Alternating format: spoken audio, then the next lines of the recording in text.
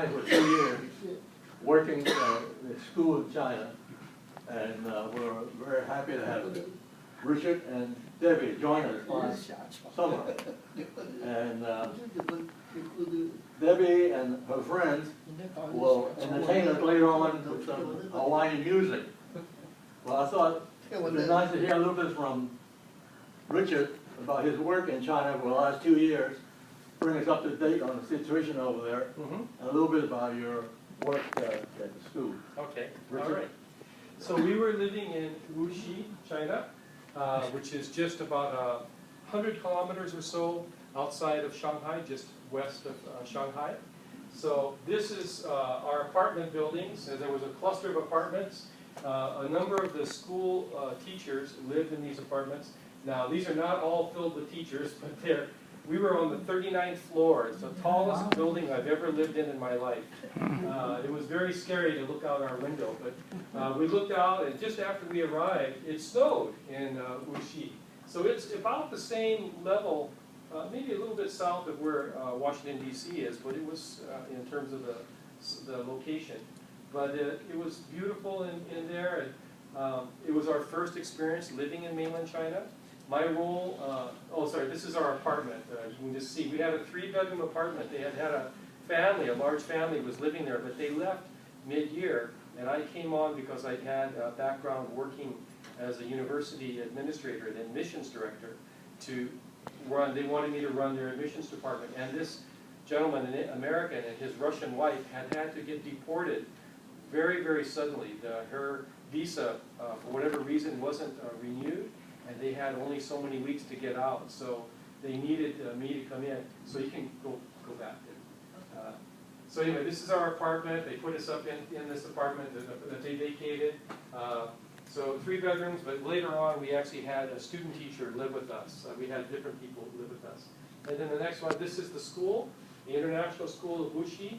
It was part of a larger high school system, but the government of China, it's a Christian school, you know, and you wouldn't normally think of Christian schools in China, but this particular group of Christian schools, their educational standards were so high, the teachers so committed, that the Chinese government actually invited us to take over, and they gave us this building because they had tried very hard to run an international school and had not been successful at it. They just couldn't sustain an American educational system.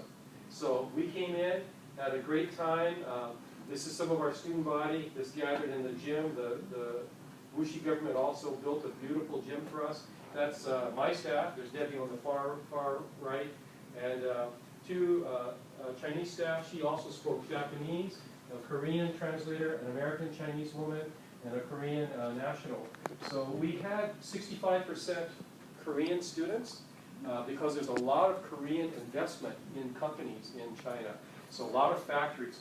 Wuxi is actually, on paper it says 6 million or 7 million people, but in actuality it's closer to 11 to 13 million because so many people have come into this area because there's so many jobs available, there's so much manufacturing, so much pollution, you know, there's a lot of manufacturing going on. Next photograph. Debbie also, I was the director of admissions, and Debbie actually was working using her educational degree as a teacher with the kindergarten, or excuse me, the preschool students, the 3- and 4-year-olds. And it was so funny, none of them spoke English, or very few of them spoke any English at all. And they couldn't even speak each other's language. So it was like, you know, mixing ducks and orangutans and chickens. And it was such an experience. So, but Debbie was slowly, you know, teaching them English and helping them to get started. And as a Christian school, again, the standards were very high. There are a number of private institutions from K to 12 in China, but it's interesting. The Chinese government recognizes that those are for-profit schools. Their tuition is almost as high as Harvard is for in an English education. And our tuition rate was fairly high too, but what happened was, from the principal all the way to the very newest teacher took the same salary because we poured everything extra into the education of the students. So the government recognized that and appreciated that we were very committed. It was not a school for Chinese students, although we were the first school to let 3-, 4-, and 5-year-olds into an American school in China because they trusted us so much and appreciated us so much. But those from 6 years, first grade and up, are not allowed to be in an international school setting unless they were born in America, their parents are moving to America or to another country, or they're coming back from another country, or if they're from Hong Kong. So it's very rare for a Chinese citizen's children to be able to ever go to a Chinese school, an American or English school. Next picture. Just some nice vistas here from Tai Lake, Taihu, near Wuxi, Suzhou, and Shanghai. Just some of the vistas there. Especially with the train system, it's so inexpensive. Those of you that have come from China or have gone back to visit, it's so inexpensive to ride the bullet train. For less than $7 to $10, you can ride very far away. So we would go to Shanghai to visit on the weekends and just see things. Go ahead to the next slide. We learned how to shop in the land of soy sauce. There's so much soy sauce. I mean, it's like how we have cereal. There's more soy sauce than cereal. I mean, cereal, seriously, it's about $10 a box. So when we would go back to visit family, we would come back with our suitcases full of, honey bunches of oats and Chex Mix and everything else. But tasting different foods. This is a big hot pot with a fish that was still moving with some friends. But food is always great. You do have to get conditioned for it, though. So anyway, next. And this is again in our city. That's our building. This is our car, a scooter, electric scooter.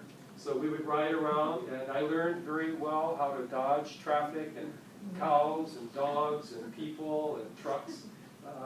And then we learned how to ride the subways and crowd in with everybody else too. And we made lots of friends. These are some of our teachers and some of the spouses. We were just out for a day. This young woman is a really well-respected teacher for the 4th grade in international school. We're part of a 6-school No. If you turn the light off, group. I cannot see. Oh, okay. So we're part of a 6-school group that's all around China. But that young lady, we just found out the day before yesterday, she called us, and actually it was yesterday. She let us know that she's getting married, and she asked if I would do her wedding. So I guess at some point during this year, I'll fly to Colorado to help do her wedding. Next, please. And our daughter came to visit. That's Debbie, and that's our daughter Hannah. We have a 24-year-old daughter who's living in Hawaii. She graduated from college, and she's preparing to go on to grad school in physical therapy. But she came to visit us. Her boyfriend also came to visit. He lives in California. He had volunteered at a orphanage, a Christian orphanage up near Beijing, or actually near Qingdao. And this orphanage was a really loving place. And so he came to visit us, but also to take us, to show us this. Can you sit there? Let me have a chair. Sure. Thank you. A lot. Thank you, Tom. Okay, next. And that's it. So it was just a short little thing about China. We enjoyed our time there. We had a chance to work with quite a number of people, make some wonderful friends, learn VPN, Chinese. And we had a nice teacher. She would always say, come on, you have to practice. But because it was an English school, we didn't practice our Chinese as much. We did learn how to say dou xiao qian and how to negotiate how to negotiate in Chinese for different vegetables and food. Don't you speak Chinese? I speak different languages: sign language, French, a little bit of Japanese, a little bit of Hebrew, a little bit of Swahili. So we've lived all over the place. Our families have an interesting life. But I guess you're fluent in Mandarin, right? Well, we learned Mandarin. I'm not fluent in Mandarin. I can understand when people are angry. What nationality are you? Oh, I'm half Japanese, but my mother is from Japan, and my father is from Texas. So I'm Scottish, Irish, American Indian, and Japanese. I see, okay. Yeah. So That's a real American. yeah. I speak, well, if you live in Hawaii, you learn Hawaiian. You learn a little bit of Hawaiian. Right. How many of you have been to Hawaii before? Yes. Okay. How many of you have ever hulaed before? No. Never? Oh, yeah. We saw. Debbie's going to teach you some things and teach you a little bit more. And this is not just going to be watching. You're going to get a chance to exercise and learn some things too. Okay? So any more questions about China? If not, I turn it over to my lovely hula maiden wife. Okay? Okay. Very good. Oh, yes. School. Yes. After you left the school, they have a new director. There's a new director for admissions. Actually, the Korean And they're doing national. well. Yeah, I suggested that they hire that Korean national person that was working as a teacher, that elevate him. He was good. He had a good management skills. Yeah. It's good that it kept on. Yes. And so the school's been, actually our school system has been in China for 28 or 29 years, but this school was the newest school. It was 7 years old when we went there. So it was brand new in Wuxi, but because Wuxi is actually, you may not know this, but Wuxi is actually considered one of the richest cities in China. I didn't know that, but it's just so much wealth and manufacturing and money going through there. So, In fact, I heard on CCTV they advertise a lot on Wuxi. yes, yes, people are investing, buying apartment buildings and all sorts of things. Yeah. I heard that Taihu is so polluted, you It can't is drink. not You good. cannot drink. You do not want to drink any water from any river in any part of China. So yeah, we use filtered water all the time. Yeah, we're just careful. And actually, we lived in Kenya and in Israel, and we've learned how to use some really high-powered filters just to be. Water is one of the most important things to make sure that you purify. So yeah, that's why we didn't get sick too much. Somebody else yet? What do you want me to do?